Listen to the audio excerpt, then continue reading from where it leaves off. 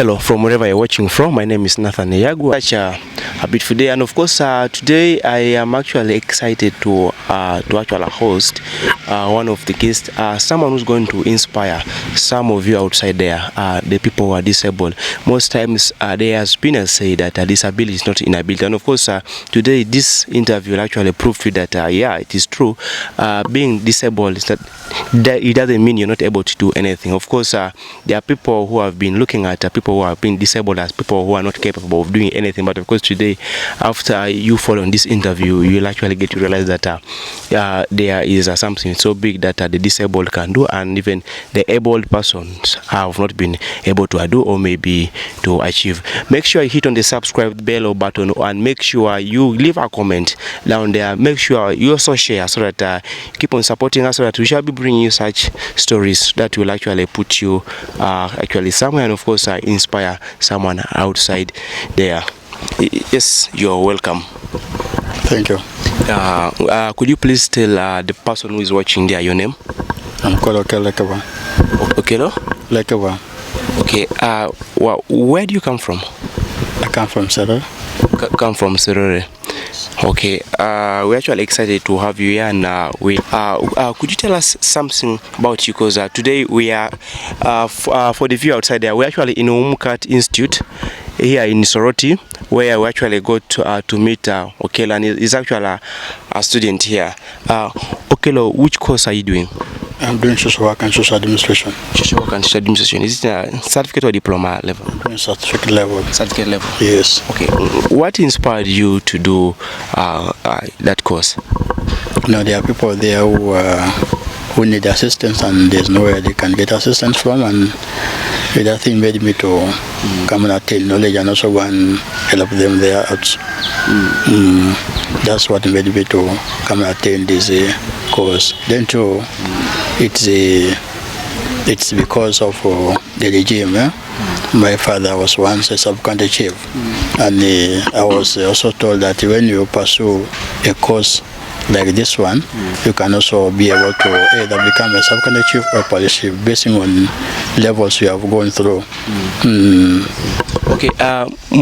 Most times you realize that the people with disabilities have at most times fallen victims of, like, what can I say, like most times they have failed to come and share school with people who are able.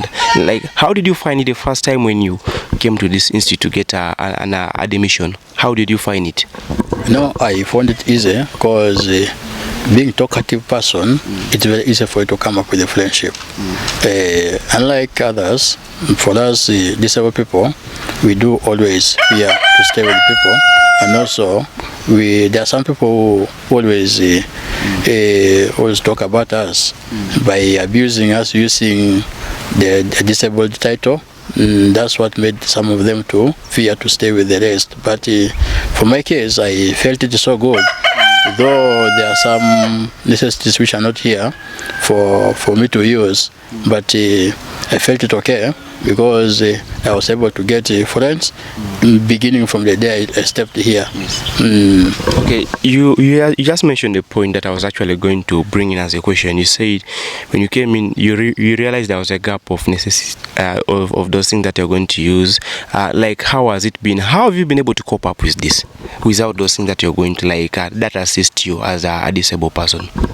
No, they are like some places you find the showers, they're there, and also working places, like when you're moving to the office, there's the arms to ease a disabled person to move. But I also cope up because though they are not there, but I was able to do everything. Then too, in terms of shower, someone's assisting me. That's why I'm coping up with. Okay, apart from those kind of challenges, maybe what other kind of concerns have you come, like, to realize you're actually getting while at umcat? What other concerns or maybe issues have you actually Good. While at umcat here, apart from those other things that you need to be using, what other things are you kind of like getting? Like maybe in class, maybe there are any kind of difficulties because you realize you're sharing a class with people who are able, and you as a disabled person. Are there maybe times like maybe there is too much speed, maybe the lecturer comes in, maybe he's so fast, sometimes leaves you behind? Well, it was there, but when I explained to a lecturer, she was able to lower the speed. Then also, writing materials were not available for me because the institution knew that there was not either a person knew that the person like me was not going to come and join them. But then, after meantime, I was available with my writing material. As for now, I have a desk table, and a stool as well. It's form of a desk. So that thing is making me so much easier to be at the DC campus, because they always listen to our problems. We as disabled people. Yeah. Okay, so where are you looking at yourself in the next let me say 4 years from now? Where are you looking at yourself standing from? You know, once you come and pursue in a course, you need to implement what you have been getting from an institution. Yes. So if you are not supposed to get a paper, then you go and sit with that paper. It carries nonsense. It has no meaning. So now, after this, having attained what I want to attain, I have to go and look for a job. Okay. Yeah. So when you look at the world of different personalities, who do you look at? Someone who maybe has inspired you? Who do you look at outside there? Maybe there should be someone who has always inspired you. Who is that person you're looking at? Inspiring about on the course. Yeah, like about the course, and maybe the way someone does things. Who could that person be? No. One, before you choose something to do, you must have a vision. You know, you're not supposed to be driven by people. It's something we should do when people have driven you. You are not going to do it with one heart. You are going to do it with two hearts. But now, first of all, I can tell you that it's God who inspired me first. Having seen my situation, where my situation is going, and also how am I supposed to survive in future.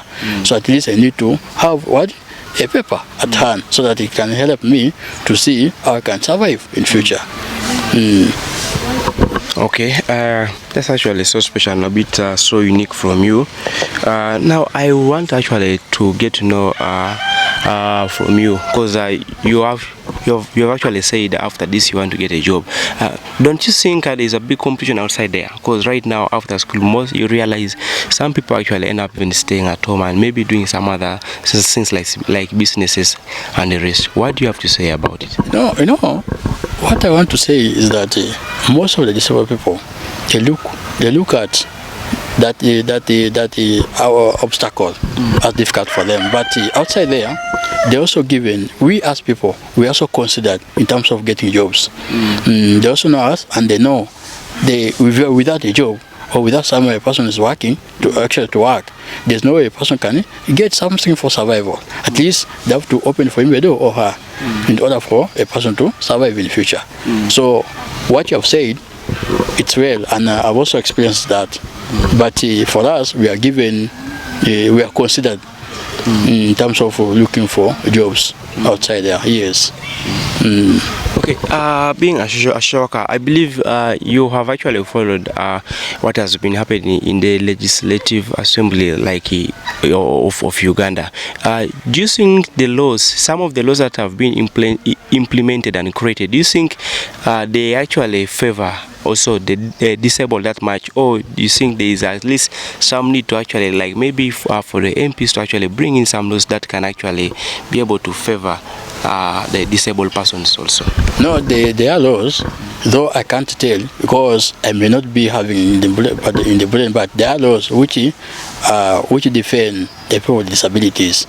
Then too, these MPs are also giving into their voices on us. how to help us, because a person, as a person, I will not be coming to you every time, day and night, or day in, day out, seeking for assistance. At least when I get a place to work, I can also survive from there. It's like for you to go and borrow cassava. It's better for a person to give you cassava cuttings than cassava. Yes. For you to survive in the future. So those laws are there to support us. But on that, some of us, why the most disabled people are not getting jobs is because some of them they are sidelined by the parents. A person may be in need of studying, but in actual sense, parents are not supporting them. That's why you normally get obstacles. A person has to sit down with a talent or anything pertaining what God has given to him in order to survive in the future. Yes. Okay. For you, dear viewer there who is actually following us right now, as I told you before, we actually at the umcat Institute here in Soroti, umcat School of Journalism, Mass Communication and Business Studies. And of course, today we actually so proud to actually host a disabled student who has actually explained a lot that I believe will actually inspire you outside there who you think that you cannot do it, but of course looking at him right now, he's able to do it. And of course what is so surprising that this is cool. I can say 98% is actually full of those people who actually are able, but of course he has been able to overcome some of those challenges, and of course he's actually moving right now with this dream of actually getting a job tomorrow, and of course helping those who are actually disabled. He's actually trying to see, of course, how to push for it. What message do you have for the people outside there who are disabled, and of course they still believe that they cannot actually do it? What do you have to say to them? One, their talents. Yes. Let them see ways of surviving in the future. Two, parents should not sideline these disabled people. You know, we always get difficulties in terms of support, financially, yes, economically, and socially. You know, even spiritually, always most of the churches don't actually support these disabled people, though some of them support. Then also parents sideline them because of their being disabled. And yet it's God who has given a person, who has given him or her that child, and also having given birth to that baby child or girl child or boy child, yes, with the disabilities. The person should sideline, ignore. So I do encourage parents to support their children so that they will also see their future. You know, today is not every day, it's not tomorrow, or it's not a Monday. So days keep on changing, and also we don't know our calendars. And maybe my father may go fast and he leaves me behind. How am I going to survive? So my humble appeal majorly is to the parents. Then also I also move ahead to the government. Government also normally doesn't actually give us enough support. Though they give us support, but they don't. When they go through, they don't always look around the disabled people to support. They also move around to support able people. And yet, we as also disabled, we also have a mandate to vote our leaders, and they also vote. So having voted them, they don't actually come down to see how to support these people.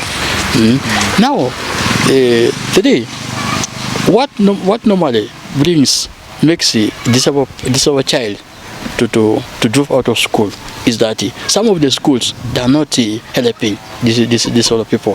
So I want, my humble appeal is to these major four people. One, parents should support the students, these people with disability. Two, the government should also come in. And majorly, the government should also be playing their part. Yes. Then three institutions should also help us in terms of helping ourselves in future. Then also church should also be into by educating us, counseling us, being social with us, because for us who are disabled, we are sidelined and we are discriminated. They stigmatized. We are stigmatized by the rest of the community members, knowing that for us we cannot do anything, and yet in actual sense we can do something which is beneficial to the rest of the community. So I want to pray that may the Almighty God bless those people when they give us support. That's my prayer. Yeah. All right, guys, it has been such an interesting conversation together with this gentleman, and I believe you'll actually be inspired outside there to actually get at least a message from here. In case you're thinking that you're disabled and you cannot do anything, he has actually given a very big message, and I believe this message will actually change your life. So in case you've been outside there and you've been imagining that you cannot do anything, I think it is time for you to stand up today and of course come out, show the public that you can actually do something, because the number of people who are disabled there who are able to overcome some of these challenges. Just your last words to someone who is watching outside there. I want to thank the person who's watching me talking, that thank you for what I have brought out for people also to know the challenge we are facing from down. And also I want also to keep on, actually to, I also want a person to help us in terms of spreading the information to the various people, because we know that social media helps us a lot in terms of spreading our information. There's no way we can get there's no way we can go and spread information, but through you people, you can be able to spread that information, and we get a solution for a problem which is affecting us down here in the community. Now, lastly, I just want to congratulate the school of umcat. Umcat is doing a very big task and a very big role to support us. This is the institution which I've seen welcoming the disabled people, and it keeps on motivating the disabled people not to sit down with their talents, especially education. There are people who have attained education and they are stayed down in the community. They have been sidelined, but umcat is an institution, is a campus which has received almost every category of a person to be in. And also, I also want to appreciate the experience from umcat. They are also associating with other people like us. They are not sidelining us. They are moving with us socially, spiritually, and also other things. And we do share things. We create friendship and the rest of it. So I want to appreciate them, and also I want to give them more blessings, and they continue the same spirit till we meet again in the future. No, in this world, we keep on moving. We don't always. We are not people who don't always move, yes, but we keep on moving.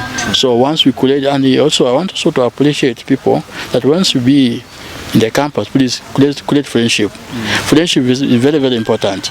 When you are here, next time we'll be somewhere, and once you have created friendship, that person will be assisting you. So I beg to submit there. Yeah. All right. Thank you so much for actually sharing with us this, and we wish you all the best. Thank you. All right. Yeah.